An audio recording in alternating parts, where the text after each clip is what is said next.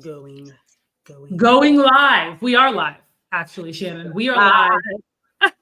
We're being While silly. you have your snack. Just so you guys all know, Shannon came onto the stream and decided to have a snack and didn't invite anybody else to have any. But look, if y'all didn't bring snacks, that didn't have anything to do with me. It has everything to do with us. We told you it was clapback season, and you didn't come with popcorn. I'm gonna clap back at the fact you ain't bring nobody else any snacks, Shannon. We just started the live, and I'm hungry, and you decided to jump in. My bad. Here you go, friend. Here you go. Why you finish up? Hey, welcome into the live. We are live on this Thursday evening, November 7th, and I'm super excited, as you guys always know, to have a special guest, a friend, and someone who is becoming very much a regular on each other's channels. Shannan Johnson's here, everybody. If I could have a hand clap in the audience. And if you are here, make sure you shout us out. Let us know where you are watching from. And Shannan, just to start with you for real quick, tell us about how you feeling today. How are you? I'm all right today. Okay. I'm okay. I mean, there's so much business to be done that I'm usually like in a bubble. So I have my glasses on to try to help with my eyes because I look at computer screens all day. Yes. As you should. I'm hungry, so I brought my snack. But you know what? I'm here and I'm alive. And for those of you who don't know me, I am the CEO and head consultant of the Professional Pen, which is the first Black-owned script consultancy in Hollywood. And so I live when I get to get together with my girl TIffany because we always have fantastic conversations. So thank you guys for being here. Oh my God. What a kind. Oh, I'm echoing. Sorry. So Shannan, it's probably because I'm loud. Make sure that you turn your volume down a little bit. Just so I don't echo on your end. And you guys let us know if you can hear us okay. How's it now? How's it now? It's not echoing for me. Oh, maybe it's just me. Maybe. I just know I be loud sometimes. I mean, you have your voice carries because you come from theater. Theater. I'm a thespian, as they say. A thespian. First of all, first ever Black script consultancy in Hollywood. Not enough to say about that, but we will definitely be talking about that later. But secondly, hi, I'm TIffany Byrd Harrison. I am a content creator as well as an amateur filmmaker who is focused on bringing redemption in media and finding redemption in media. And my whole goal with my channel, as well as my conversations with Shannan Johnson, is to expose how we analyze the stuff that we take in. What are we doing with the consumption and how is it informing our choices in life? And I'm very excited to be talking about Thanksgiving clapbacks, soul food, and family dynamics today. Before we move on, can I rebuke something? Please. I rebuke you being an amateur. Please don't announce yourself in that way again. Well, I'm a beginner. If you guys agree with me, just put it in the chat. Yeah, I know, right? I'm a beginner, as they say. No, I will say, I always go back and forth about how to share that because I think, and this is actually something you guys should know about Shannan and me's conversations. The reason that we do these is because you are getting two different perspectives, not only from our own experience, but you're also getting Shannan, who's been in the industry, been working in entertainment for many years, and myself, who has just entered the production side of the industry, right? So I've been an actor for many years, but moving into production and really learning in real time with you, with Shannan, about how this industry functions and whether or not it's actually going to be effective for us. So I appreciate that rebuke and I accept it. I think there's a lot that I've learned from our conversation, Shannan, that I'm excited about. So yeah, excited to like just kind of learn with you and from you when you share. And speaking of learning from you, I would love to know, Shannan, before we get into the Thanksgiving clapback, what exactly, how should we frame this conversation? Tell everybody like what we should be doing, how we should interact with one another. Absolutely, because, we're going to be talking about clapping back, but that doesn't mean we don't have housekeeping rules. Right. Right. So first of all, everyone be civil. Okay. Let's act like you got some sense up in here. Okay. Yes, secondly, talk back to us. Please have a conversation with us. We see y'all in the chat. We almost don't even have to say this, right? We see you guys in the chat. That's what we want from you. We want you guys engaging with us throughout this entire time. Be kind to each other. Ask your questions because once we get to the end, TIffany's going to select some questions to respond to. And we always love interacting with you guys in that way. And then lastly, show us some love. First of all, tell other people we're here so they'll come join us right now. But like it, share it, and subscribe to both of our channels. My channel is under my name, Shannan, 2 A's, no O's, E, that's my middle initial, Johnson. And TIffany's channel is TIffany Byrd Harrison, my name. Very easy. Very, very easy. You know, us in the artist spaces, we always got to have 3 names. We always got to have 3. Absolutely. So, but, you know, I have a story that goes with why tell it. I put my middle initial in there. And it starts with, I am celebrating 25 years, or wrong side, 25 years of graduating from high school. So it's my 25th class graduation year. I graduated in 99, 2000. So this is our 24-25 school year. And when I got there, there was another girl named Shannan, Shannan, last name Johnson. And on that day, I became Shannan E. Johnson because they kept calling me to the office for things that she was doing. And I said, okay, we're not going to do this anymore. From the delinquency that was happening with the other Shannan. Yes. And it's funny because at my high school was an engineering, has an engineering program. So we came to school a week before the rest of the students for a week-long orientation. She actually ended up not fully enrolling. She went to another magnet program, but that 1 week was like hell on wheels. And I have used my middle initial since then, because to meet somebody who has A's in their name already was weird, because any other thing I'd come in contact with had a no. Then our last name was Johnson. I was like, oh no. You said, oh no. This got to stop. This got to stop. Yeah. We got to figure this out. I think it's great that you are celebrating your 25th year, especially because you don't look a day over 25. So, you know, you out here making it do what it do, Shannan E. Johnson. Making it do what it do. Well, we want to jump into Thanksgiving clapback season, and I still hear myself echoing. It's because I'm loud. Really? I swear. Yeah, I do. Just a little bit. Are you guys hearing an echo? Yeah, let me know if y'all hear me through Shannon's computer. I think what is happening is the audio is coming back into the mic. Yeah. Likely. Loop back, as they say, because this is a clapback show. So what I will do, I'm just going to turn myself down a little bit. Turn it down. Can you still hear me, Shannan? Mm-hmm. Amazing. Okay. Let me see if it'll automatically. I was going to say I might have to just bring myself down just a smidgen. Here we go. So as far as the Thanksgiving clapbacks go, we do have a couple of examples I want to show you guys. We're going to start off strong with a Nicki Minaj meme. Why is your makeup 5 different colors? Hey, Shannan, you got to say your line.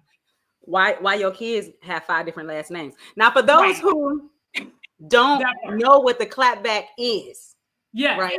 For those who don't know what the clapback is, I want to say around the Rona, there's this girl. Oh my God, I'm not going to get her name correctly, but there was this girl who I follow on Instagram, actually, because I've never been big on Twitter.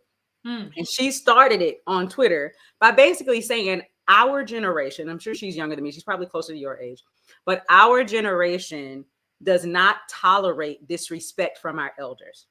So even though we grew up learning, respect your elders, respect adults. So of course we don't like talk back in the disrespectful way, as in like we started it, right?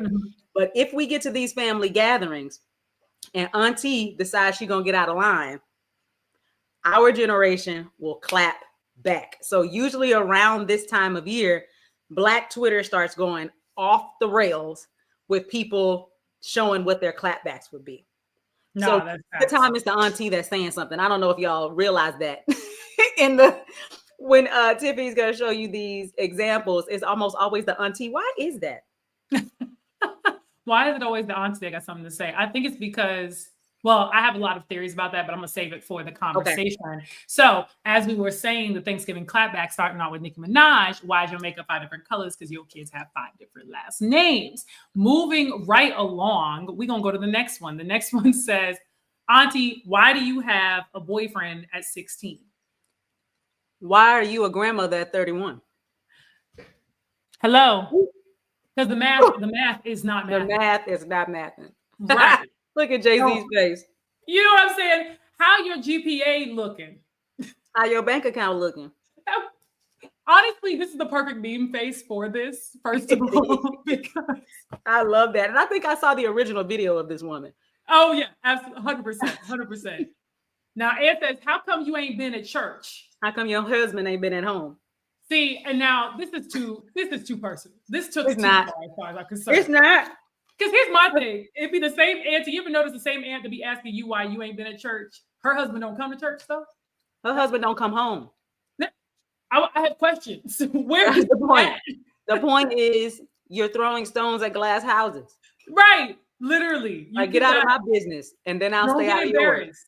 yours. Okay, Like, don't get embarrassed in front of all these people. Don't do it. don't do it. I like this one. This is my favorite. I heard you're failing math. Well, I heard you never graduated. And then you have to do it with a straight face. That's the thing. Like, I would do terrible at this because I'm gonna crack up every single time. But Because Auntie is being shady. So she probably leaning back in her chair. Well, I heard you failing math. And then you have to, while you still eating your sweet potato, I heard you never graduated. That part. I didn't even know you could count, Auntie, if I'm honest. I didn't even know you could count. So here we're all in this family together. This one got me. Why you got on mixed socks? Wow, your kids got mixed match dads. Okay, but a mixed match dad is crazy. It's crazy. That's crazy. But that's like wild behavior. Do people have no shame though? It's like, yo, please don't talk to me. Don't talk to me, because I'm not talking about you. Right. I'm not putting your business on Front Street. You started this. You know what I think it is? I really feel like a lot of the audacity that we're getting is from people. I think what it is that family still sees you at the time that they remember you. So even if you've left the house, moved out, grown up, have your own life, they put you back at the time that they remember, being around you the most. That could be 12, that could be 15, that could be 5. Like they can't see you any other way. So it's like, oh, that's just little TIffany over there. That's just little Shannan. And it's like, little nothing. I'm grown. And also, they're miserable. Well, you have to tell the truth. People who are happy are not in other people's business. They're not trying to shame other people in front of a crowd. And I know that, like, don't get me wrong. I know pettiness is considered an art form in the Black community. We are known for roasting one another out of love. That's our whole, that's our bag, right? Other cultures don't necessarily do that. I found when I have like white girlfriends and stuff and white guy friends, if you roast them, they be like ready to cry. So like, I didn't even realize, like my white brothers and sisters, I was like, oh, I didn't realize that I was offending you. This is how we show admiration or love. But to that point, within families, that bullying can be real. Like, I mean, I got bullied the worst by my family. And then when I went out in the world, if somebody said something to me, it's like, you can't roast me any worse than my grandma. You know what I'm saying? You can't hurt my feelings. And for me, it's like the opposite. I don't come from a family that does that. Oh, like okay, fair. Very fair. My immediate family. Like, I'm sure I got cousins who probably listening to this going, well, shoot, my mama or my, whatever. Right. But like, as far as my immediate family goes, we don't talk to each other like that. And that's why, when I heard you say that, like, I can agree, white people probably don't roast each other in this way. I will say, though, they have a different tone that they speak to each other in the first place. Yeah, their dialect is passive aggression. Shannan. Right. And so for me, you wouldn't be able to come into my mother's house with that tone. This tone that you're using, the thing, like your mother says something and you got something to say back. Like, I don't know. Like, I don't know whose house you're going to. Or you walked into your mother's house, your grandmother's house, and you didn't speak and you just kept walking. You can't do that. Because whose house are you in? Because like you will be sent right back on out and you will start over. Now ring the doorbell again. Because try one more time. What are you doing? Let's do it one more time because you lost your mind. It's still on the porch. Go get it. And then we'll come back. I like how my camera decided to go out of focus. Look, it did. It just decided to blur. We'll figure it out. It's filmmaking. It's art. It's art. It's giving fuzzy. It's giving filter. That's all right. It'll come back. So this one says, Auntie, you already got some macaroni. That's enough. You're pregnant and already got 3 kids. Didn't you think that was enough? I had to tilt my head on that. Do you think that was enough? Get off of her. That's how I feel. Anytime I see somebody just stay fertile, I'm like, get off of her. Why? That's how I would be. Like, Oh my God. Get off of me. I love it. You need to live in another room. Don't even talk to me. My goodness. A mess. This one says, you gonna be rude and not greet anyone? That mouse walked by twice and ain't greet nobody.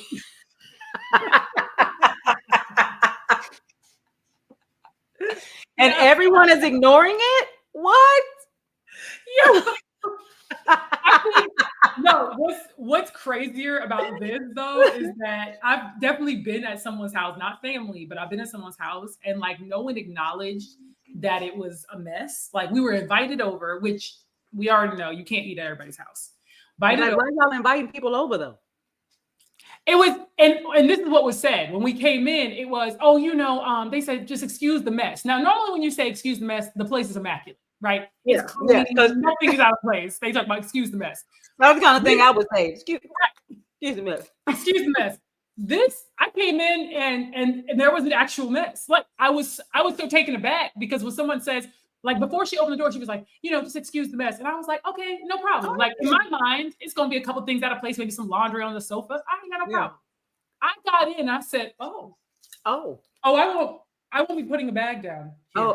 Actually, I just remembered. I was supposed to be cross town. What's today? Oh my God, it's Thursday. And she was like, you can sit right there. And I'm looking around, I'm going, where should I sit? There's nowhere to sit. It's just stuff. And I won't. And if I do, and I carry all of my stress up here. Okay. Yeah. So I would then be sitting like this. Not then sitting like that. I can't. I literally can't.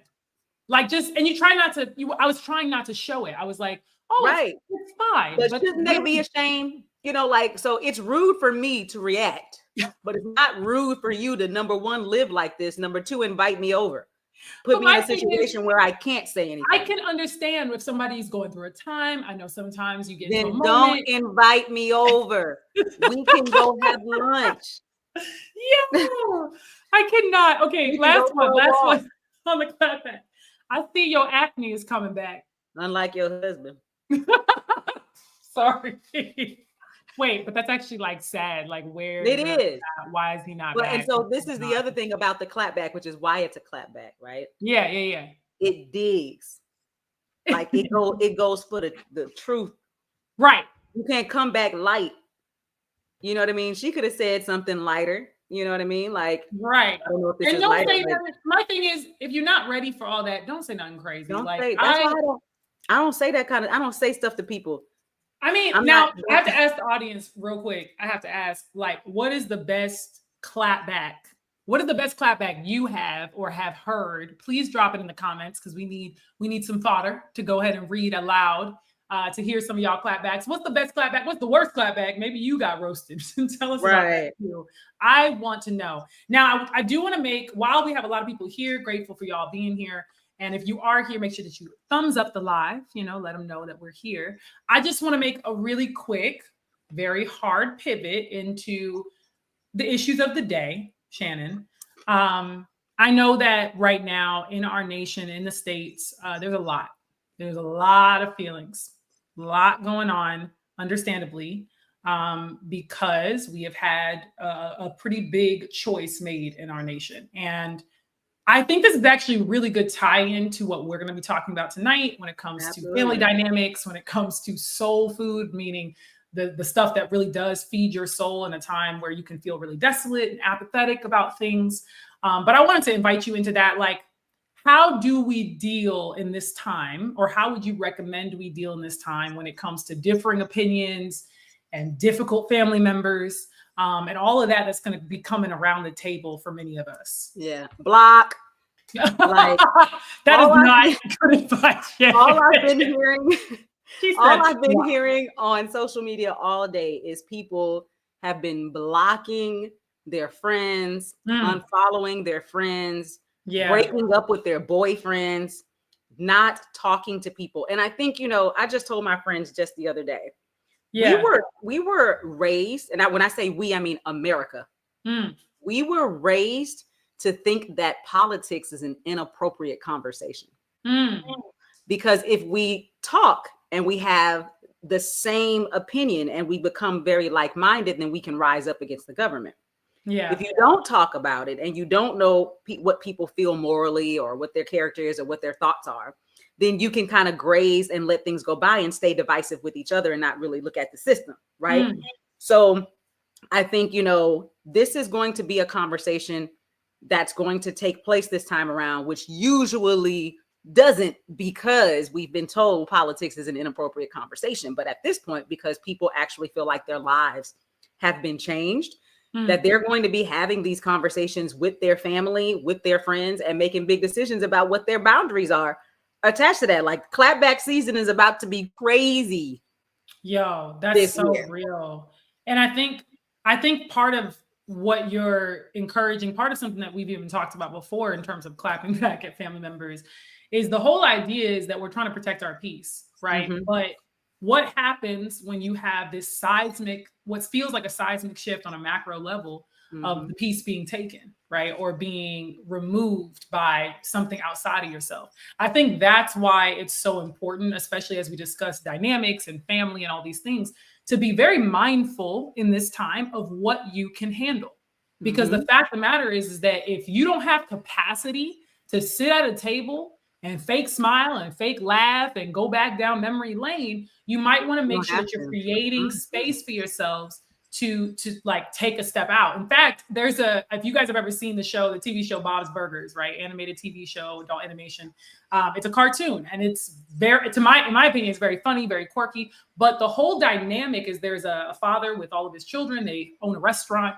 And one of the things that he does is his father is also a restaurateur. So he has a restaurant called Bob's Burgers, and his father also has a restaurant. It's called Big Bob's Diner.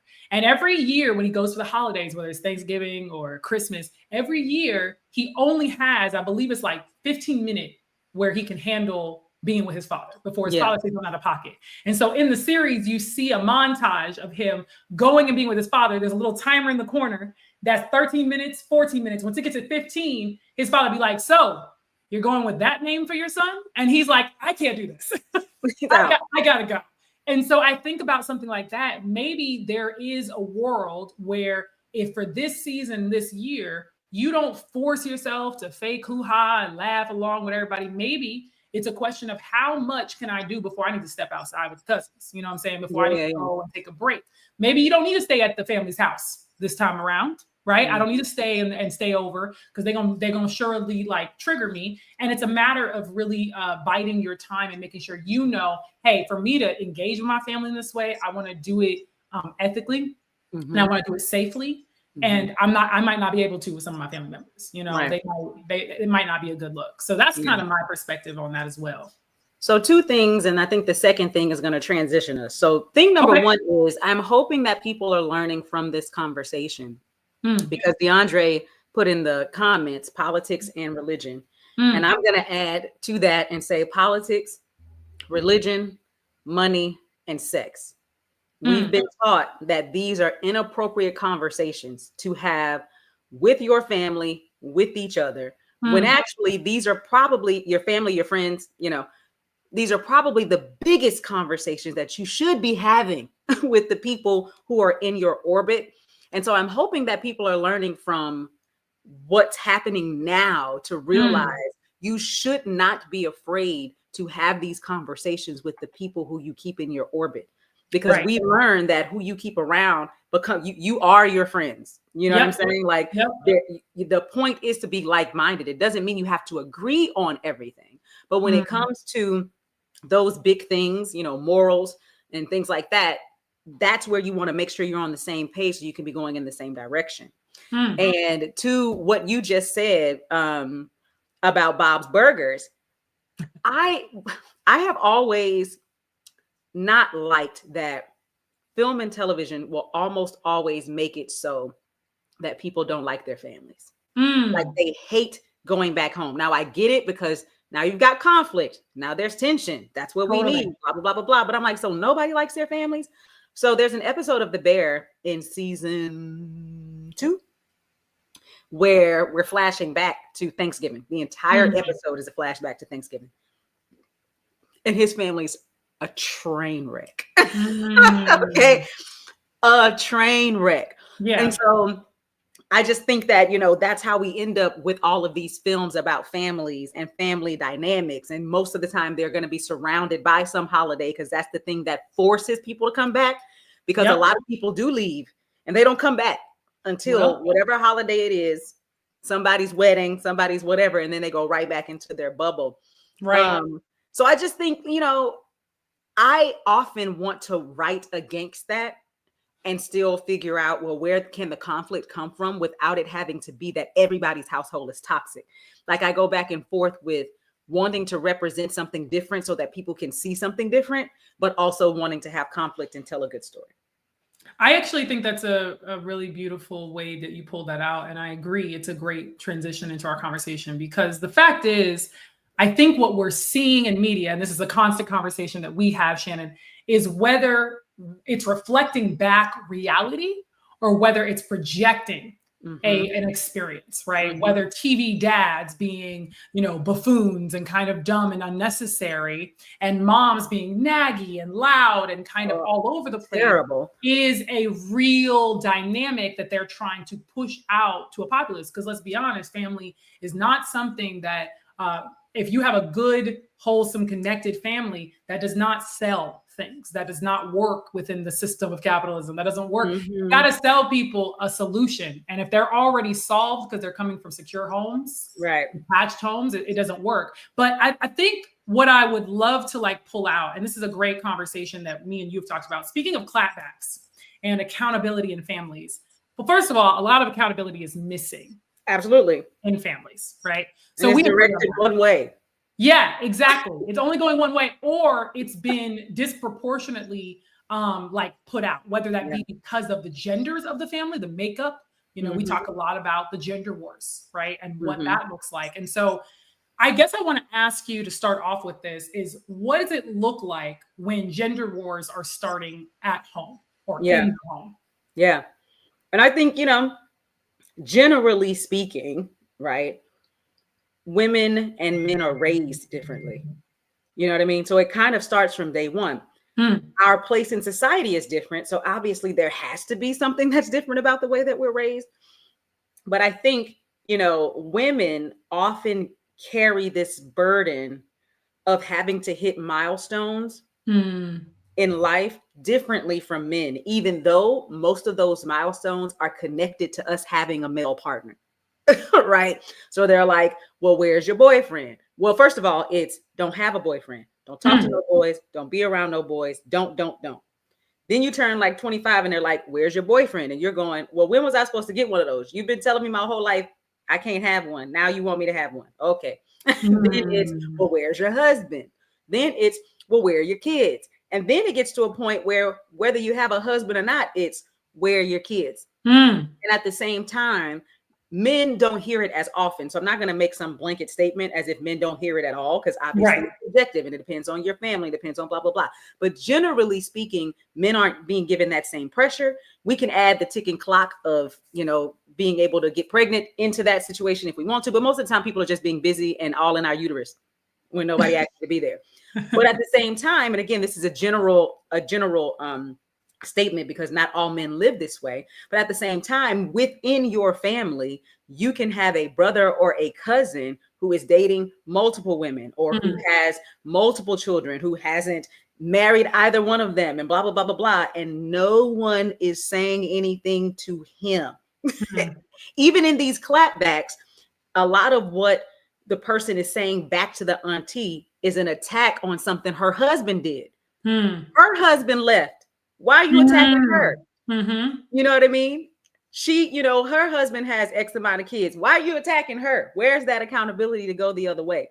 So a lot of the times I think, as the girl in the family, you also get a lot of the responsibilities of the household put on you, no matter where you're born in your lineage. So that's why we're hearing a lot about being the elder sister or being the firstborn sister, and how that responsibility that is put on them from the day that they arrive, right? They're cooking dinners, they're changing diapers, they're blah, blah, blah, blah. And it's not to say that there aren't big brothers who do the same thing, but the expectation that's put on the girl to do that and be that. And then you wonder why that elder sister gets to a particular age and either she's bitter about everything, or she wants acknowledgement for everything, or she totally disappears off the planet. And then the little sisters or the little brothers are like, you left me. So even if you think about Soul Food, which is one of the films we wanted to talk about, they made Terry out to be the antagonist. But when we watch now, we're like, yo, Terry was the victim.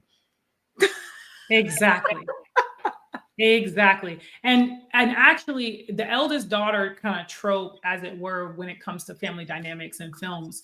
I think one of the things about Terry that I find so fascinating, and specifically Terry to Maxine and Terry to Byrd, right, which is Vivica Fox and Nia Long's characters. What you see is that Big Mama, or what they call her, they called her, what did they call her? Did they call her Big Mama? They call her Big Mama. Yeah, Big Mama. When it came to what Big Mama had in regards to the order of things, it seemed that the baby, Byrd, really could just be a screw up if she wanted to crash out. You know what I'm saying? She married an ex-convict, like she, had an ex that was kind of a controlling, manipulative, like entrepreneur. She's kind of just crashing out because Terry is taking on all of the responsibility for taking care of Big Mama's affairs, making sure the house is in order, making sure Uncle Pete is where he needs to be, and making sure all the financials for everybody is covered. While Maxine, who's pretending or portending to be in competition with Terry, is actually somewhat, she's the villain in my opinion. Like, she's, done a lot of shady things to kind of undercut this eldest daughter perspective. And so I think to your point about gender wars starting at home, I even think about, and this is something that I would put out, so men are not getting as much accountability maybe in younger years, right? But women, if they're not, the accountability that's not happening there is often that there's a mother wound. So the way that they're actually loving the daughters is different based off of how difficult they're perceived to be or how much alike Big Mama they're perceived to be. Maxine, we learn in Soul Food, is much like Big Mama. She's similar to her in her temperament and her energy. And so Big Mama prizes and favors her, while Terry is seen to be as almost an opposite or difficult until she goes into more condescension. And so it's just like a very interesting, and now that pitting against one another has happened where the sisters aren't even coming together because they're vying for the mother's attention and approval. Yeah. And just to throw some psychology on it. Yeah. Because we all know that we say there's no book on parenting. There are books on parenting, but you know what we mean, right? As the parent, there is so much that you're responsible for that often we aren't thinking about how we're psychologically affecting our children and pitting them against each other. You know what I mean? Like, they didn't all get to these conclusions on their own. This was given to them. You know what I'm saying? And I think on some level, the parent, now that we're learning more, right? Because again, our parents didn't have time to be thinking about that. Their parents didn't have time, so on and so forth. But now it's like, what choices am I making that is changing the way that my child shows up? Because Terry doesn't even have time to be nice and warm and open. And so I'm not saying that that's the reason her husband cheated on her. But if all of my attention is elsewhere, because that's all my responsibility, and I'm stressed out trying to make sure it happens, and you quit your job because you want to be a musician, but I still have to keep working to keep this household, keep that household, and you want to know why I'm not smiling and don't want to touch you at night? You know what I'm saying? But again, understanding somebody's background doesn't necessarily give them an excuse for their behavior, but it helps you to understand what their behavior is. Because at the end of the day, this man wasn't getting what he needs, no matter why he wasn't getting it. And that doesn't make it okay to then go outside of the marriage. He could have divorced the woman and then had sex with whoever he wanted to. But you had sex with Faith. So bringing it there and keeping accountability intact. How do you feel about how they handled Faith and Michael Beach? Okay, here we are. I have a lot of thoughts. Like, buckle up. I have a lot of thoughts. So, and I thought about this at length because Soul Food was one of those films that I saw very, very young, a little too young, frankly. And it really did pique my interest in terms of seeing how families, like how a lot of stuff that I thought only happened in, so-and-so's family or happened over here, happens across, the principle's the same, right? Stuff is happening across the way. So when I saw Cousin Faith and she really, for me, Cousin Faith is a motif. Mm. She is a symbol. The character exists, but the life that's given to her is one that I think a lot of us have either seen versions of or have experienced. Meaning, Cousin Faith enters, she comes in like a thief in the night. She's wayward, right? They're characterizing her as having no ambition. She doesn't really want to work. She's a dancer. She wants to go after artistry. I take great issue with that already. But the fact is that Cousin Faith is really a symbol to the family of someone who has no attachments, who has no grounding or no roots, and therefore cannot make decisions that anybody could respect her for. So of course she's an artist, right? Because yes, exactly. They're wacky and indecisive, right? So they've already painted her with this brush of this person is dangerous. They show us that with her outfit. She comes in wearing like a leopard print or a cheetah print and sunglasses. We already get the character coming in and we see her and we're like, ooh, something about her is off. Something's not right. Mm-hmm. Right? And it's not even that she's necessarily... Say that again? Terry knew from jump and they still forced her into Terry's house. And made her feel bad for not wanting this woman in her house. And this is the thing that I think is so powerful about your point of accountability, almost skirting certain areas, because Terry takes this woman in against her better judgment and says, this is my family. And of course, we all know that one, right? Blood's thicker than water. You got to stay up for family. Family comes first. We have all these obligatory ideas and messages that we're taught from a very young age, but they lack any type of accountability. Because what do we say when we have family members who are actually not family, right? Family is not just who you are genetically connected to. Family is a choice. You make a choice to be in family. You make a choice to act like a family. So what happens is she has this family. She has this blood tie. They get in their home. And now this symbol, this motif of destruction has landed itself in her house doing God knows what with who's supposed to be her family, her husband. Yeah. And I guess how I felt like I'll say it this way. I liked how they dealt with the subject because I feel like this is something we don't talk enough about, how our families can be the ones that can cause those really deep wounds because they are close to us. And the intimacy of taking someone's, of sleeping with someone's husband or coming into their home in that way cannot be overstated. I feel like that type of betrayal is beyond the pale, right? It's beyond the pale than somebody you don't know or you never heard of to have somebody in your own family. But I liked how they handled it because what they show you is that Terry had been so controlled for so long. She had never really voiced her opinion and her frustration, even resentment with the situation she'd been dealt. And when we see her frustration come out, she's ready to kill somebody, right? She's ready to knife somebody. Yeah. And it's almost seen as though she's having this mental break, when in actuality, it's the lack of boundaries that her family had with her, lack of care and safe space they created for her. Forever, for her whole life. Not just when Cousin Faith showed up. Not just when Big Mama got into the hospital. Not just when she passed away. Her whole life. And it also did stay in that big old house. That's what I want to know. Why she had to go to? She could have been at Big Mama's. Why she could have Big Mama out? But it also goes to show you that when you asked about how they treated Michael Beach, I think that another thing that's really interesting about this is that Faith is an artist and they demonize her almost immediately as a character. Miles is an artist and he has a dream that his wife will not support. Interesting. Interesting how a woman has a dream for something that's not, nobody has like a straight path, a linear path for, and they're like, wow, this woman's dangerous. But this man, it's also dancing and, her stomach is out. So not her stomach is out. It was the Aaliyah bandana. It was all of it. God rest her soul. The kiss. Her artistry represents sex, whereas, as you said, Miles's represents a dream. Oh, and Angela made a great point here. She says, because Byrd said Faith couldn't stay because she was newly married. They knew Faith was not safe around your man. And I'm glad you said that, Angela, because I didn't want to interrupt Tiffany, but I was going to yell out loud. I know who wouldn't have slept with Faith. Who's that? Lim. Lim loved Byrd dirty draws. That part. He'd have kicked Faith out that house. Yep. What a great like, I don't know what you got going on.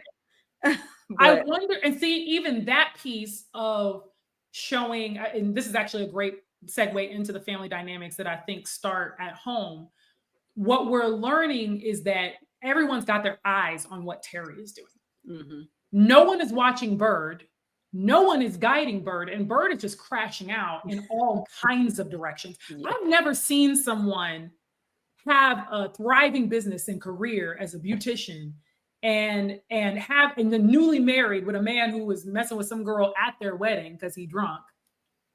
And then you got your ex in the shop with you, giving you advice about your husband. What is Absolutely. Because, you know, that's what happens when you ride or die. You know what I mean? By any means necessary, because she's also, as the baby sister, speaking from, you know, a baby sister's point of view, as the baby sister, you are allowed to make more mistakes, but you are also following the footsteps of other people. So those expectations are there. They're just not, they're just more show don't tell, right? Like no one's saying to you, be like your sister, but every room you walk in, someone's talking about Terry. So I do have a business and I am trying to run it. And I did marry a man that none of you, you know, none of you wanted, you know, none of you accept. He needs a job. So if that means that I have to go to this man and use what I got to get what I want, I'm going to do it because my intentions are right. Because she doesn't want Samuel. She don't want him. No. She wants a job for her man. And she knows because he's a convicted felon, he won't be able to just get one off rip. Now, what she doesn't realize is the act in itself is disrespectful. Right? Like she doesn't realize you are going to be hurting the ego of your man by trying to help him. But she's also trying to make this picture perfect thing fit. You know what I mean? Because I can be the screw up, but that doesn't mean I want to be the screw up. I know I'm never going to law school. You know what I'm saying? But I also don't want to be not taken seriously. And because of the man I married, I'm not going to be taken seriously. So I'm trying to level him up. You know what I mean? She wants him to even be like Maxine's husband, you know, like Kenny, because Kenny is the epitome of greatness. If you watch the series, in the film, the actual series, you know what I'm saying? But in the series, Kenny is everything. Okay. Right. So which is funny because the movie doesn't set that arc up. No, he's kind of goofy and, you know, he's kind of bumbling. He's like, ain't nobody checking for Kenny. And Kenny's boring, but he's stable is the idea behind Kenny. He's boring. Stable, loves his family. You know, family man. Loyal, all those things. And actually, you know, to kind of like transition. So that's an older example, right? We have 98 with Soul Food. I think Soul Food came out in 97, excuse me. So 97, you have Soul Food with these dynamics. And you kind of wonder, is this still permeating to today? Like, is this still something that's happening? So American Fiction, which is a favorite of mine that came out just last 2 years now, my goodness. 2 years ago with, oh my gosh, Jeffrey Wright and Tracy Ellis Ross and, you know, Sterling K. Brown. Yes, thank you. Sterling K. Brown. You also have this dynamic set up. Now you got two brothers. So Sterling K. and Jeffrey Wright are the brothers of Tracy Ellis Ross's character, who is the eldest sister, a doctor. They're all incredibly educated in their own right, but the burden and the responsibilities fall on the eldest daughter, to take care of the mother who is declining in health and having Alzheimer's dementia type symptoms. So that's an interesting question. I'm curious for you because that's more of a farce, almost a comedy in sorts, and then more of a dramedy. But what would you say to how they handled the caricature of Tracy Ellis Ross's character? I loved it. You loved it. And to be honest with you, this is going to sound terrible, but she got the good end of the stick by passing away. Because it forced at least one brother to have to step up, right? And she was a decently young character, so we can assume it was stress, you know what I mean? All these other things.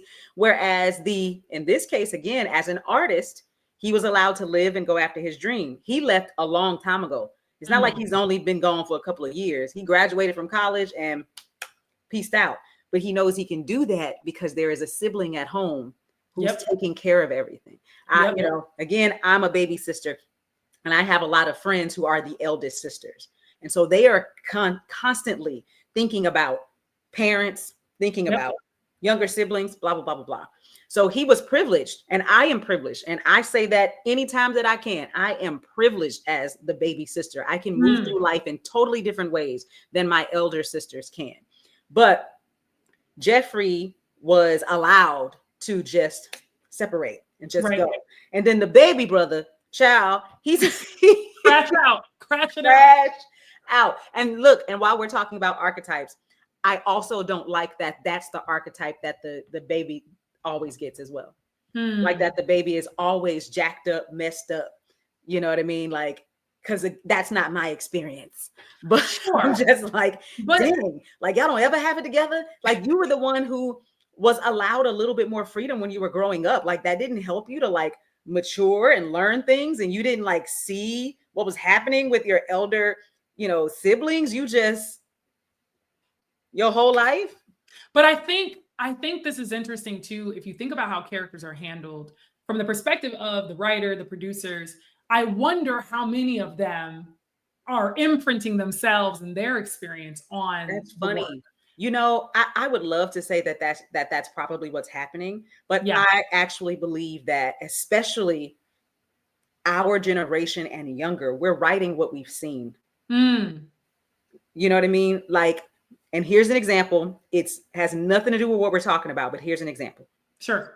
I grew up watching white teen movies and white teen TV shows and saying to myself, this is not what high school looks like for me. There are no keg parties on the weekends. You know what I mean? There are no, we just at your house and your mom and them don't know what's going on. Like that's not my life. And then we get to this age, not this age, but we get older and we become the people who start writing Black teen shows. And those teens are doing what the white teens, and I'm like, but that like, even when it comes to bullying in schools, I'm not saying that bullying doesn't happen in Black schools, but it just happens differently, because I wish you would put somebody in a locker and think nobody else is going to say anything. Okay. I wish you would just be in here talking crazy to people all the time and think nobody else is going to say anything. Right. It's okay for us to not like each other. It's okay for us to roast each other every now and again. It's okay for this, and that. But at the end of the day, we seldom had those caricatures of people who were just so jacked up that all they did was be negative to people all day long and never got any smoke. Right. Or, you know what I mean? Or again, like, oh, party at my house this weekend because my parents won't be home. Or a party at my house this weekend, my parents will be upstairs while we're downstairs doing drugs. Whose experience is this? And so and can I just like you're actually saying something that's very validating and affirming, because I do find myself watching shows and I'm like, whose kids are these? Like, I remember what was that one with Zendaya that came out, and I couldn't get Euphoria. I said, whose man is this? Like, whose children are? But then I thought about it and I was like, no, but you're right. There's a mix. And I think this is specific for youth content, especially young adult work. I notice there's a lot of fantasy being pushed. This goes back to our point about whether we're projecting what we want to see or whether it's reality. I think there's a lot of weird people in Hollywood that are doing things where they want to see younger people in adult situations. So like, I'm gonna leave that there. But I will say, it's funny that you say that, because I always wondered, even as a growing up, I was like, whose experiences are these? Like all that ABC Family and all them shows, I ain't never experienced that. Degrassi, I ain't never experienced that. I don't know anybody that has. Okay, my senior year of high school, I never forget this. I got invited to my first like actual boy-girl party, going out. I wasn't unpopular. I was definitely myself. Do you know what I'm saying? Like, people knew me, but I wasn't like popular. I wasn't part of the popular group. But I got invited to this popular Black girls party, but she was a popular Black girl with all races, all ethnicities. So she was kind of like climbing all the ceilings. And I got invited. Never forget, I get there. Her father had been remarried, and I think the stepmom was white. And she came and got me. And I only bring that up because of what I'm going to say next. I get to their house, super nice house. And he goes, you're here. And I said, yeah, the party starts. I think it started at like 8:30. And I was like, yeah, I'm here. It's New Year's. Nobody else is there, right? Because I'm a dork. I didn't know that like, nobody gets there until it starts at 8. I'm here. So the parents are like, I don't know what to do with you. Like, let's just sit and have a conversation. So I chat with them for a bit. People start trickling in. I go downstairs and they go, we're going to be upstairs and the door will be closed. Wink, wink. And you were like, let me call my mama, because whatever they're about to do. I'm not trying to get pulled into it. Shannan, you're joking, but that's literally my experience. Yeah. I go downstairs. I'm sitting by myself at this nice area, bar, basement. People start coming in. People start coming in through the sliding door, not the front door like I came through with So the they parents. sneaking in. They start coming through the sliding door. They coming in with weed. They coming in with drinks. At their mama house? At their mama. And I'm sitting there like, the whole time, like I'm in a corner, like, what is my next move? Okay. Right. I am a child of God. What do and I I'm going to get here? in trouble even if the parents are allowing this. Because there are rules that my parents gave me, and I have to follow those no matter where I am. My mom, it wasn't even like my mom was like, "Oh, you gotta call me, something go off." She literally dropped me off and was like, "I trust you. You know, have a good time. I'll come get you at 2, you know, or whatever." Right? I'm thinking it's now, I think 10:45, 11. They broke out lines. I said, "It's time for me to go. It's time to go." What we're not doing. I'm about to slide out the door that y'all been sliding into. Are we? And this isn't like Molly. This isn't like, you know, party drugs. This is like hard drugs. I said, "Oh, it's time for me to go." So I literally go to the corner, and the girl's like, "Hey, are you leaving? You want to hit?" And I'm like, "I'm so good." I get on the phone. I said, "Mom's like, hey, it's a little early. Like New Year's hasn't happened." I said, "Pick me up. Pick me up. Come get me right now. Come get me." She picked me up. When I tell you, my mom was outside in 12 minutes. Yes. And I was like, it was great seeing y'all when the other kids start showing up from other schools. I said, great seeing you all. And that's Linda, that's the only time I have ever gotten close to experiencing something like that. There was a white school that had some kind of house party. And I used to hang out with the kids that were in the grade above me. And one of them was dating somebody who was in the grade above them. Okay. And they were going to this other school's party because they knew them from like the neighborhood or church or something. And so we all kind of went there, baby. And I'm walking around because we were outside. I never made it into the house. I'm walking around going, how is the neighborhood falling apart right now with kids hanging from the ceiling, the trees, music, alcohol, and nobody's parents. Not a parent in sight. Not a parent in sight. Anytime I had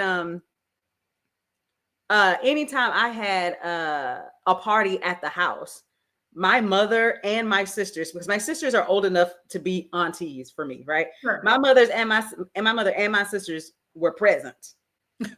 Now they're not the kind of people who walking around like, what you doing? You know what I'm saying? But they're in the kitchen passing out nachos.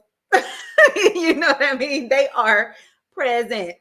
And accounted for. We couldn't even have the door closed, man. And like, do you understand what I'm saying? Like, I'm just thinking about let alone. And to this point, like, actually, just really quick to go back to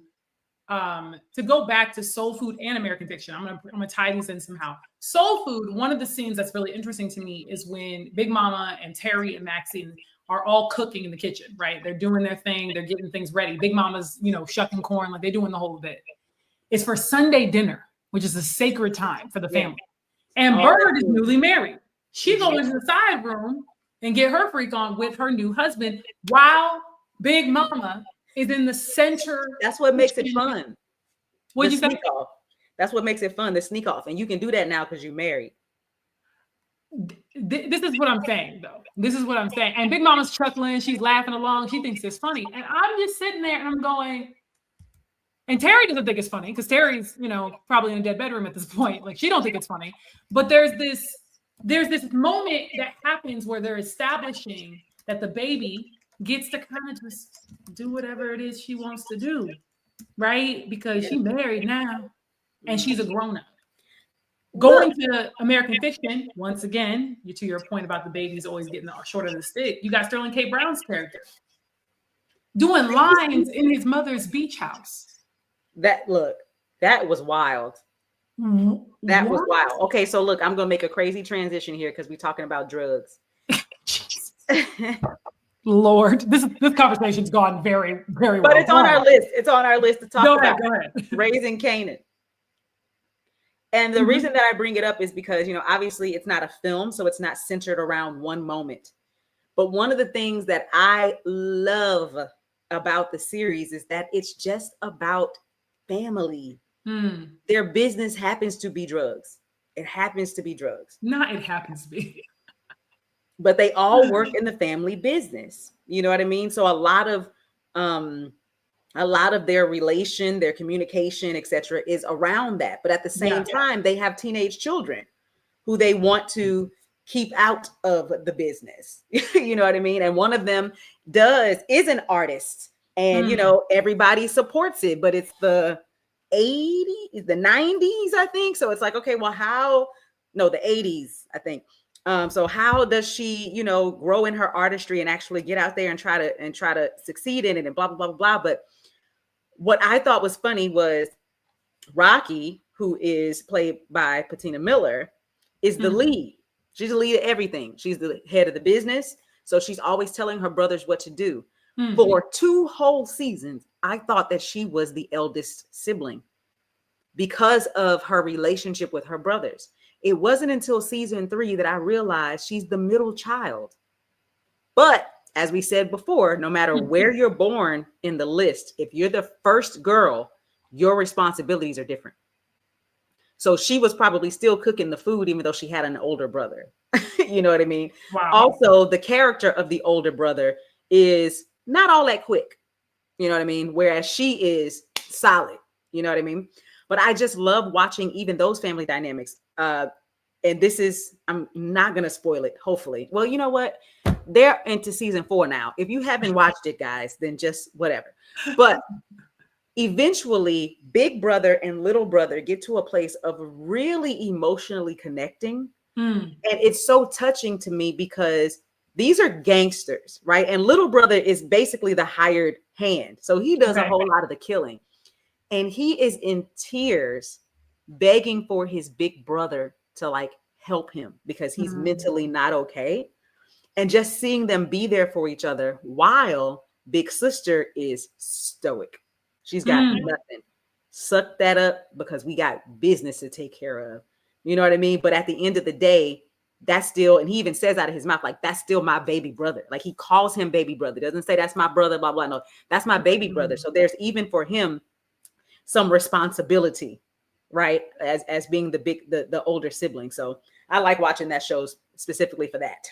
I love that. And I love the dynamic of 2 brothers taking care of each other, even in the guise of the drug trade. Because I think there is a lack of representation, especially in film and television, around how men are to care for people in their family. And I want to be very sensitive to this because we are talking in generalities. Right. You guys didn't know, like we're talking in generalities. That's often what media talks in. It talks in generalities. So it uses these baseline characters and archetypes that we can all connect to as a means of creating a familiarity quickly. In the same way, I think our relationships and our dynamics can sometimes trap us into acting certain ways because it's familiar. Yeah. So, for example, if you're in your family and just going to the point of Thanksgiving and family dynamics and sitting across the table from people, it sometimes behooves you to just go with the status quo. Yeah. And not cause a fuss, whether it be obligation around how we're going to take care of our parents' estate, or maybe there's someone that you've lost recently and you're trying to get their things in order. There's almost like a safety in not disrupting that obligatory relationship, even if it's not actually caring for you in the way that you described with these 2 brothers who are looking out for each other. Yeah. And I think to your point about wholeness in family and why we just don't see a whole lot of it in film, I agree that there's an agenda being pushed, right, around families and around connecting to families. But I also think the agenda that's being pushed, without even really saying it or showing it, is that people are expected to operate without being healed or without working through things. So for example, the Thanksgiving clapback is funny to us because people are saying what they feel, right? We're actually saying it out loud.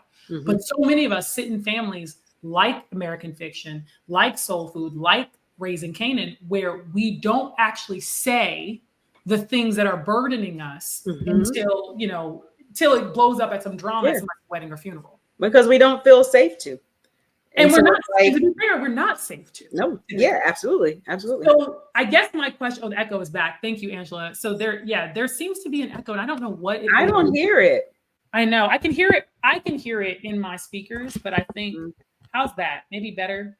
I'm hoping that. Let us know, Angela, because I can't hear it. Yeah, let us know.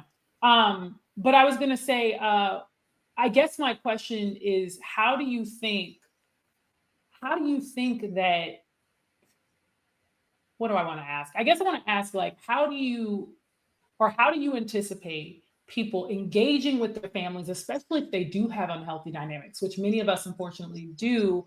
And frankly, we got to accept that. Like, I think the first step, I'll say the first step is accepting where people are. Aunties, uncles, cousins, whoever, they may not be at the enlightened place you're in, as you've been in therapy, you've been reading, you've been working on yourself, you've been developing. Right. They might not be there, and they might not ever get there. Absolutely. How do you encourage people to accept that when they're sitting at the table and they're having these conversations and they're trying to have a relationship with these folks? Yeah. But those folks are not progressing maybe at the same level or the same rate. Great question.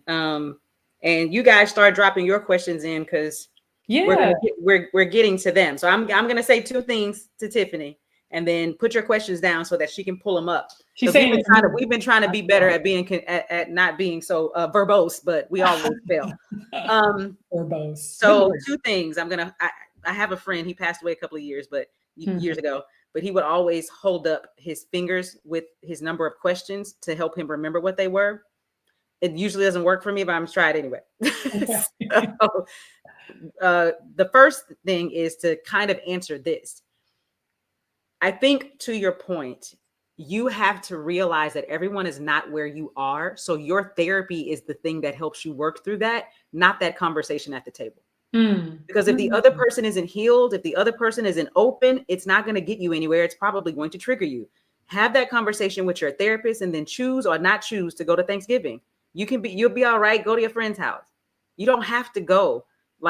And what I was going to say before you asked that question is, we don't feel safe because most of us didn't grow up in households with parents who empowered us to speak our minds, because they assumed speaking your mind equals being disrespectful. And so I also speak from a place of privilege, because I had a mother who, for her, it was very important that I knew how to use my own brain. She didn't want me to just regurgitate what she says or to do things just because she says so. She wanted me to understand why she was telling me things, so that when she wasn't around, I could make my own decisions. But that also meant she explained herself a lot.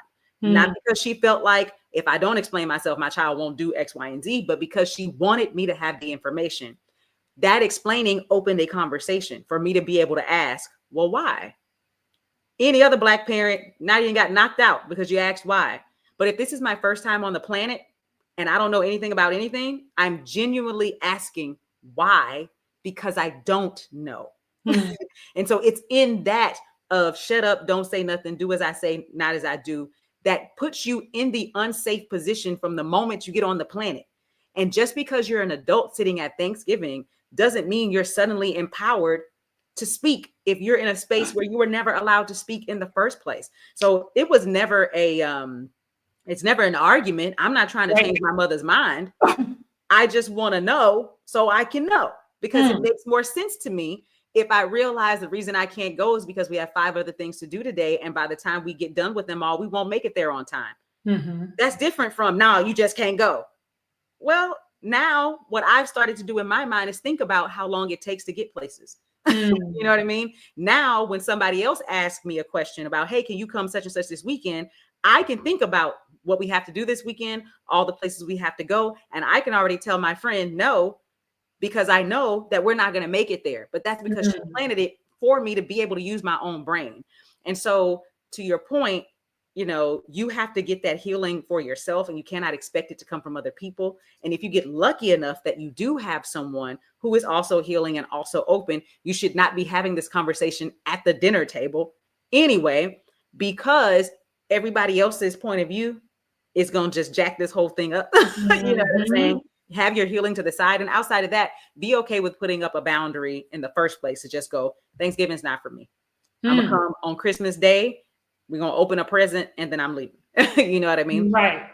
The second thing I was going to say, which is going back to the other subject, because you said something about the representation of men, you know, in television, them emotionally. And I had an epiphany. The film industry is run by men. And we often have these kind of conversations, and then there's podcasts and there's social media and blah, blah, blah. And so you always hear the woman's point of view, right? But women don't run Hollywood, men do.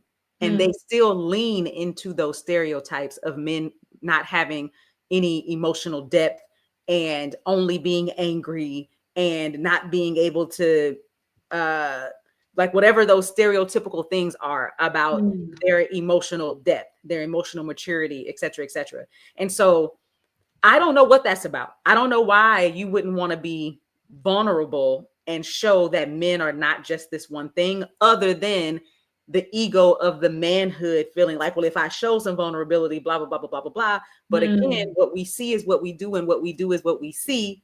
So I just had that epiphany of like, it's not like women are writing all of these roles for the men and making them stereotypically this way. Men are writing these. That's a very good point. I know that, I guess, instinctively, inherently, but you're right.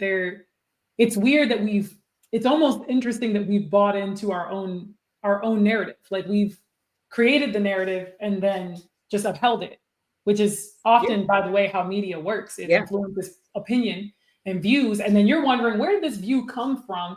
I hear that story all the time, right? It's like the old wives' tale that says that there was a woman who, you know, she always cut off the turkey legs on the side to, you know, tie them down and put it inside the thing and then put it in the oven. And then her mother did that. And then her grandmother did. And so somebody finally asked her, was like, why do you cut off the parts of the bird and put it in the oven? Why do you do it like that? And she said, I don't know. We've always done it this way. Same thing with the grandma. I don't know. We've always done it this way. Then you find out the great grandma didn't have a pan large enough to hold the bird. So she was tying it in there to fit it in there. But we've been doing this so long, we just thought that's how you do it. Because then when they take it out, they clip it so it spreads again. Right. And so now you find yourself you're like, why do we do things like this? Why do we do it this way? And a lot of times it's because we've taken on, or we've been influenced by an idea or perspective of how family is supposed to go, how it's supposed to operate. And now we just all upheld it. And it's interesting. One thing that I love about what you're saying as far as, hey, you have to know where you are and know where other people are, maybe put that boundary up, but also that children are supposed to be seen, not heard, this kind of old school perspective.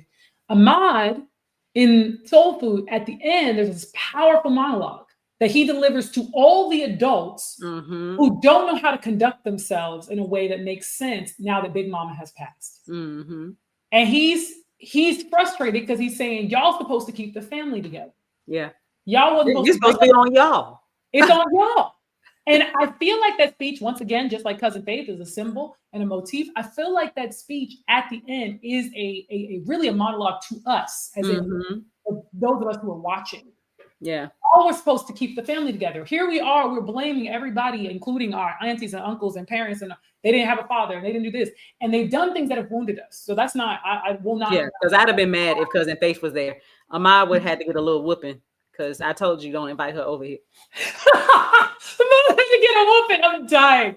Like, but that monologue is to us. Yeah. And I think it echoes what you're saying, which is you don't go to the table looking to solve the problem of the family, the generational curse of the family, the challenges you've had with so-and-so because they said something crazy to you and now you divorce. Like, that's not where you do that. It's not your time to hash it out. And it's also not your time to hold a grudge. Shoot, don't show up if you're going to do all that. Right. But if you can't take a plate cheerfully, right, and pass and keep it moving, I think that's the conversation is, who's going to keep the family together? Well, there's nobody coming behind us. See, the thing is, Shannan, both of us, we're now in that age where we're the ones who do the cookouts and do the barbecues and put the things together. It's a lot of work too. I don't appreciate it. I was like, who's supposed to be doing this? We're supposed to be doing it. We're the ones. We're like, being the baby. I'm like, wait. Right. I was just gonna sit and look pretty. What do you mean? How come we ain't having no barbecues and no cookouts? We supposed to be throwing. We're supposed to be doing. Yeah. Be the ones. But that's the thing. Like, if it's going to be the responsibility, and going back to accountability, it's on us, not just the woman or the man, not the eldest or the youngest, but not Big Mama as the matriarch or Big Papa. It's not that. It's on us collectively. Yeah. And some of that is on us to, I'm saying this very loosely, guys, but on us to let it go so that we can raise our children differently, because the change is going to happen that way, right? Like, you're not going to be able to change the fact, trigger warning, that you were assaulted by someone who sits at the table with you. Right. If they wanted that man in jail, they'd have put him in jail by now, right? Like, that's not going to happen. But the way that you listen to your children when they say something has happened to them is where you can make change. That part. You know what I mean? Instead of looking for these people to give you something that they've never given you, that they're not going to give you, that a lot of our elders are never going to apologize for anything. So why are you looking for it? Yeah. You know what I mean? But what you can do this way is make your child feel empowered to come tell you something happened in the first place, and then believe them when they say it, and then do something then in that moment to make the change. You know what I mean? Or to not treat your daughters the same way your mother or your father treated you. Allow them to speak, you know, let them know their feelings matter. And I know we like to laugh and judge people who are doing gentle parenting because we throw it into this box of your child has no discipline, and that is not the same thing. But allowing your child to be a human and not expecting them to be superhuman and not have emotions and not have thoughts and not have feelings, etc., is going to be a change that you can create, so that they don't then end up being your age looking at you just like you look at your people. That's so good. You said something that I didn't want to forget, which was when your child is your mother explaining things to you in the moment and what that looked like. And I thought about and how it's their first time on earth and they're just now experiencing everything. And I thought about the fact that we will see, and I've seen this with far out relatives, right, who have children, where we'll see an aunt or uncle, whoever, you know, almost like spanking their kids mercilessly for something they shouldn't have done, and they're like 3, right? They're babies. Pouring milk for the first time, they spilled it, and now you're going off and you cussing them out. Going off, and because they're triggering something in you, right? They're triggering something for you of like, oh, you should be able to do that. Right. But it's their first time on earth. They've never done on earth. And I saw Pope said, if you have a child, I can't remember the exact language, but they basically said, like, if you have a child that you're looking at them like they're not as mature as I was at their age, you've done something right. Because now this child's not adultified, and they can actually experience being naive and not knowing how to do certain things and not knowing more than they should at a certain time. And I want to circle into the Q&A in this way. This is what I'll say with that. I think it's so important that as we move forward in holidays and with our families, maybe this is the first time we're going back home, all this stuff. I think it's so important that we not decide preemptively to have an attitude or to I'm gonna say something. Yeah, right? You know what Auntie Tab says, and I don't know why I call her Auntie Tab, because she's probably a couple of years older than me. But Auntie Tab says, if you can't have a good day, don't go mess up somebody else's. Right. If you got an attitude, just stay at home. Truly, and like we have the option to do that.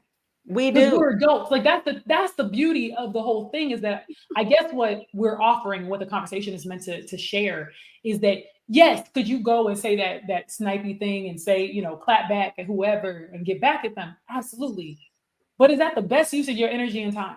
It's not. And this season, in this day and age, I'm saving every bit of peace and collecting it as much as possible. Absolutely. And so I think there is something to be said about, yes, families can be healed and traumatic and have issues, and you can engage at the level you want to engage. Absolutely. But you do not have to engage and then revert to 12, 5, 9-year-old you, and now you getting into spars and spats with family. It's just not worth all of that. So Q&A, of course. All right. You said, while you're looking for the question. What you say? We got one question. We got one question here. I'm going to go back to TG's question. So DeAndre says, what are y'all's thoughts on a non-parent in the family physically disciplining your child? DeAndre said, we're going to go all the way there. All the way. Can I think that story real quick? Oh, yeah. So I was just going to say that. Go ahead. You were saying, can you tell a story? Yeah, just really quick. Yes. when I was younger, I had a family friend of a family that actually spanked my sister, and my mom found out about it. She spanked her for something, I don't remember what it was, something small, Yeah. but my mom found out about it. When I tell you, my mom turned out, because mind you, she was very much of the mindset that the village, raised the children. Yeah, So she was yeah. fine with that. But this was not somebody who was her She wasn't family. in the village. You're not in the village. It was somebody who just overstepped. Yeah. And spanked her. And when my mom found out, I was scared for that lady. I'm not gonna lie. I was scared. I was scared for that lady because she crashed out. She was like, "How dare you?" I remember her verbally. She never put in hands. I remember her verbally eviscerating this person with a lot of just like, "How dare you think? What on earth would possess you?" Like those are the types of things. And I remember being like, "Oh my god!" Like this is a lashing. It never happened again. It never happened again, child. It never happened again. We didn't have to worry about it. In fact, the next time we went with that particular person, I mean, she was so careful. Yeah. Yeah. She was so careful. So yeah. Yeah. Okay, sorry. Go ahead. No. I, grew up during a time where it was all hands on deck. Mm-hmm. I'm not saying that that's right. You know what I'm saying? So I don't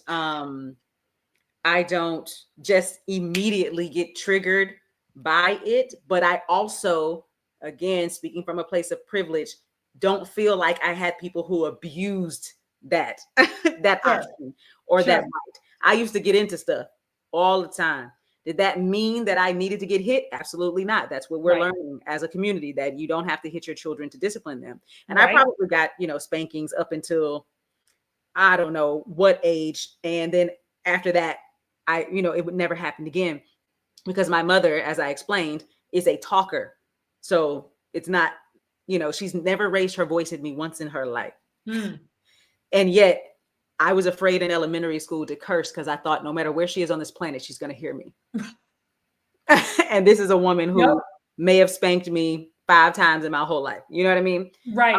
So I'm one of those people who doesn't think it's necessary. So I think, I agree.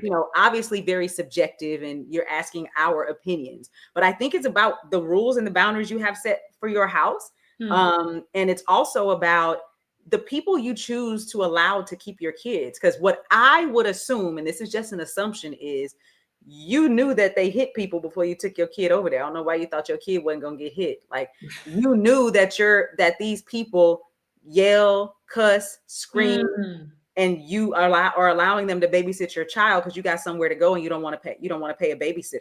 Like I don't think it's that big of a shock from the person who did it. You're just thinking your child was going to be exempt.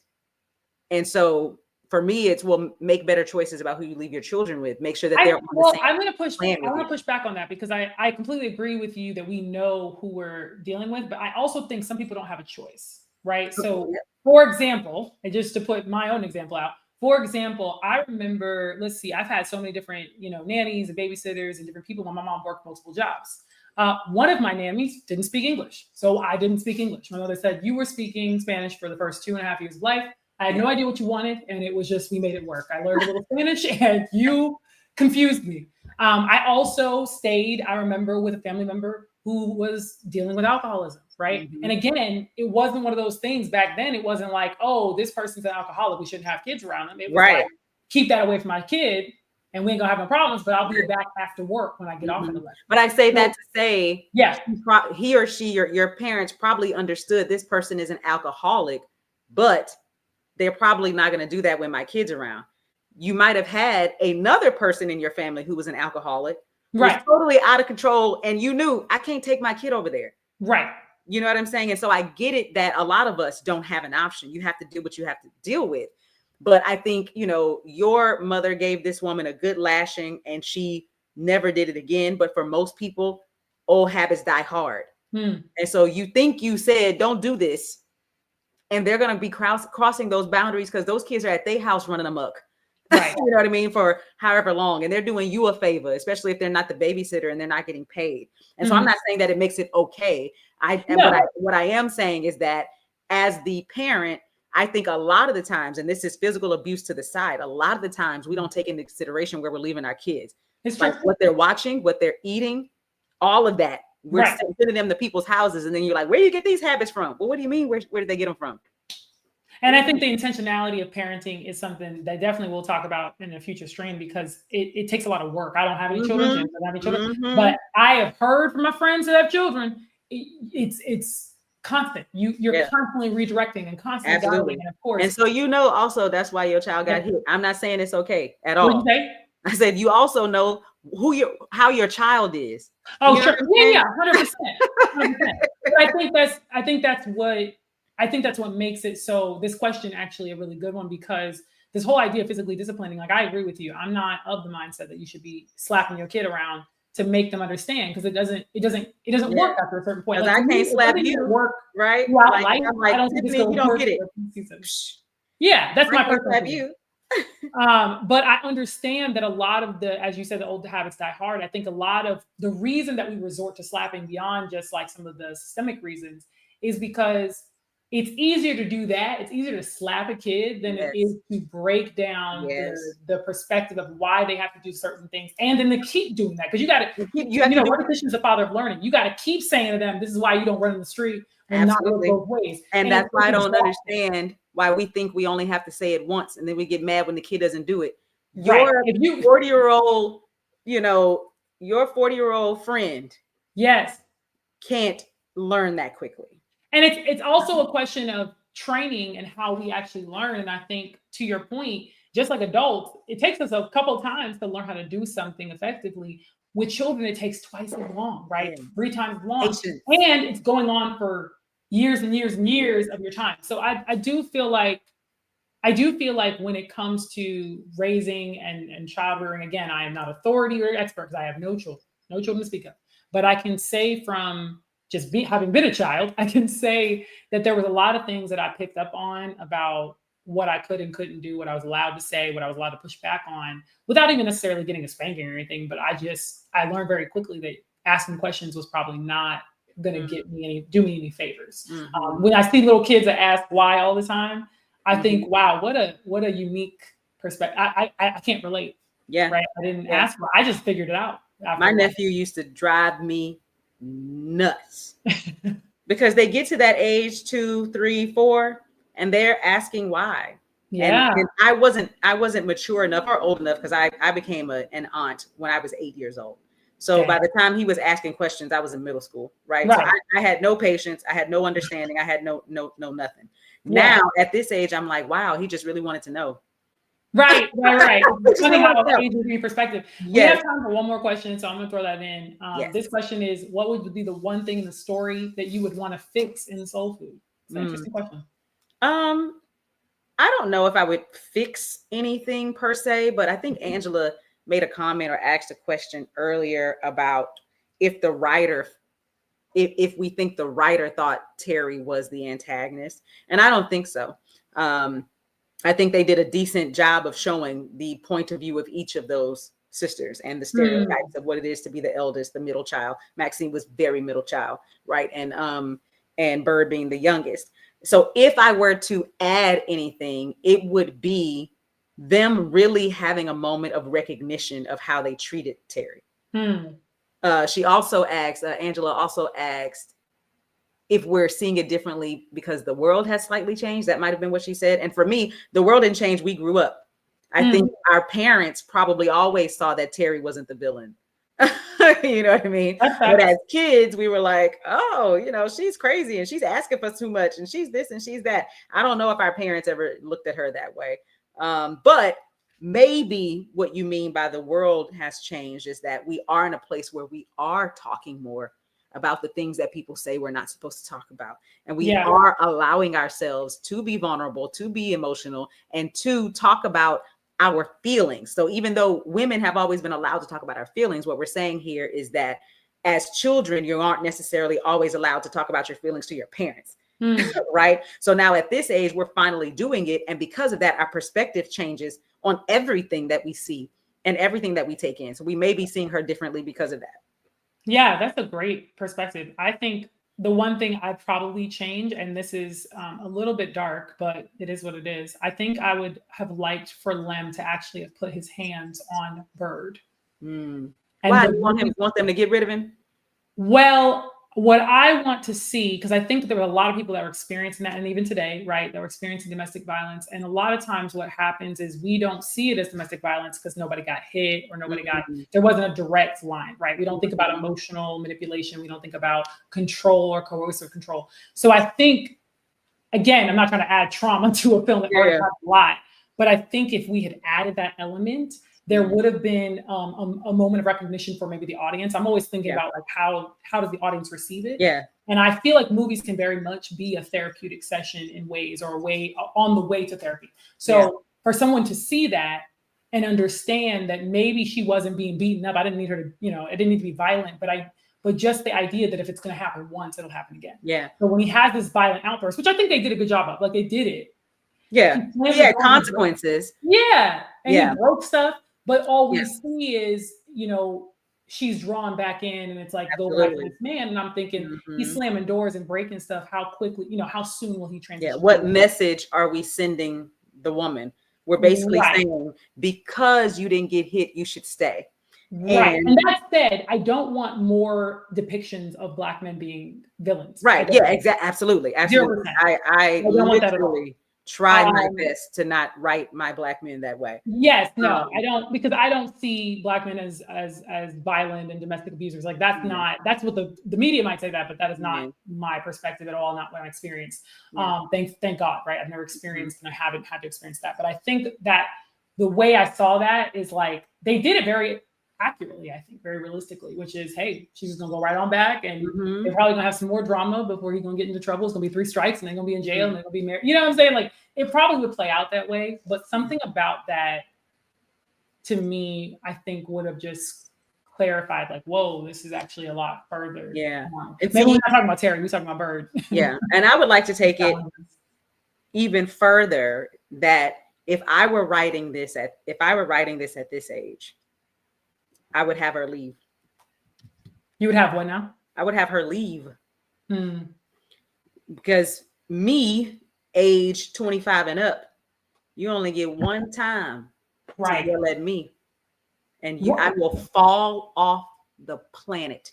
Right. You only get one time to throw something, because all I know now is you don't have control over your emotions. So I should always deserve respect for you to know, let me take a moment before I go talk to her. So it doesn't mean you're not allowed to feel things. Doesn't mean you're not allowed to have emotions. It doesn't mean you're not allowed to break things. You're not allowed to do it towards me, at me, in my presence. Because you should respect me enough, just like I'm going to respect you enough. I'm not going to yell at my man. I was with a dude for almost 10 years, and I never raised my voice at that man. Does that mean that I never was upset? But I also understood, well, if I yell, I'm about to exacerbate this situation. Right. We're never going to really get to the root of what we're trying to get to. And so I have that same expectation of anybody who comes in my orbit. So had he done that, and I actually felt as scared as she looks, because she's crying, she's, in a corner. She's terrified, Oh, baby. He'd have came back to Big Mama house, me and Uncle Pete, gone. Right, gone. With the money. I'm out. With the TV. I'm taking all the cash. I'm out. Now that's a fantastic point. And I think to wrap this conversation, y'all, first of all, we're always so grateful that you're here. We appreciate you for being here. But I want to say that every time we do content, every time we create stuff, we make live streams, the reason we do it is obviously, it's for entertainment purposes, for you guys to engage, but it's also so that we can have a discussion that frankly just doesn't get had. I mean, me and Shannan talk very openly, very candidly, and that might seem like, oh, wow, they're great personalities on the internet. But the fact is that we're having these conversations with you out loud publicly because we're having them privately. And so my encouragement always, whenever we do these things, we don't just do this so y'all can hear us talk, although that's very nice. We want you to be having those conversations. The deal is that we change things on a micro level, right? So we change them 1-2 people at a time, not on these macro scales that we're seeing in our own country. We change them individually, right? With conversation and connection. And what I'm always so grateful for is that Shannan always shifts my perspective. She always challenges me to think differently just by talking to her. And so I encourage you guys to find people like that. Find people like that. that will do that for you as well, especially as we go into the holidays, because it's about to get real. It's about to get all the way live here soon. So get with people who can process with you. If you go to family dinner and it's a lot of foolishness, you got to have somebody on speed dial ready to be able to process and say, hey, can we just talk through what's going on with my family and some of the things that I can't say there that I can say in the safe space with you. I encourage you to do that. I really do. Because it is a privilege to even be able to have friends that you have these kind of conversations with. And I think that's also why we're in a space where people are losing friends left and right now because of the political climate. Sure. The thing is, my friends and I have these deep kind of conversations so often that I already know what their morals are, what their thoughts on things are. We might not literally be talking about Measure 15, you know what I'm saying? Or what, yeah. You know, but I'm not shocked by any of the things that they do. And I'm also in a position where I can get those different perspectives from people. And I know that they're going to be introspective and deep. And it's not just going to be some shallow conversation because we're afraid to hurt each other's feelings. We actually don't hurt each other's feelings at all, because we know if you came in and asked the question, you want the answer. So we actually get to go there. So I think that everybody should have people in their lives who they can have these deep conversations with. 100%. Well, Shannan, you have to tell everybody where to find you, how to find you, and what you're working on currently. Absolutely. You can find me at The Professional Pen on Instagram. You can find me at Shannan E. Johnson on YouTube. And I am currently running my script consultancy where we develop screenwriters from I Did a Pitch. If you need help with your screenplay, www.theprofessionalpen.com. And you can submit your screenplay and we'll give you notes. And I'm also working with production companies and studios on developing some of their work as well. And I just finished my own feature screenplay that I have not written a feature screenplay for myself. That's the key. For myself since I was 25. Oh, wow. Or 6. So this was a big deal for me to write a feature. And speaking of, that's my short film that's just coming up right there at trufflesaucefilm.com. If you haven't watched it, it's there for your viewing pleasure.